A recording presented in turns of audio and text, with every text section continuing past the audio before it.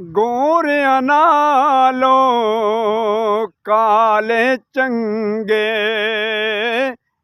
ਜੇ ਹੋਣ ਨਾ ਦਿਲਾਂ ਦੇ ਕਾਲੇ। ਜਿਨ੍ਹਾਂ ਦੇ ਦਿਲ ਸਾਫ ਮੁਹੰਮਦ ਉਹਨਾਂ ਨੂੰ ਕਾਦੇ पाले। ऊंचा नाम जिसने लिखवाया ओ चुल्हे विच सड़िया।